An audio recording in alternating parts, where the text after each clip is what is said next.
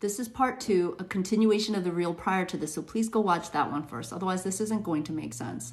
And so how do I now understand Proverbs 13:24 after years of hearing people say that this was about corporal punishment, which I'll tell you, when I was young, that's what I thought. Now, for those of you who keep saying, spare the rod, spoil the child, you have to quit saying that. That's not what the Bible says, and you must not add to his words. What the Bible actually says is, he who spares his rod hates his son, but he who loves him disciplines him promptly. Now also listen to this. In Psalm 23:4, even though I walk through the valley of the shadow of death, I will fear no evil, for you are with me. Your rod and your staff, they comfort me. And so the rod is supposed to bring comfort.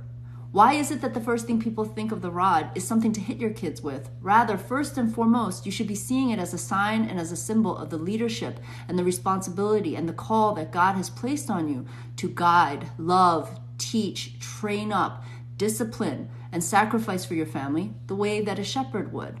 And I think we can all agree that discipline can mean a lot of things, to train, to teach, to practice.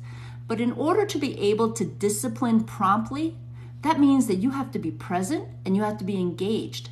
And this is interesting considering the high rates of absent fathers, whether physically or emotionally, because you can't do that if you are not present and engaged. The U.S. has the highest rates of children living without a father in the home.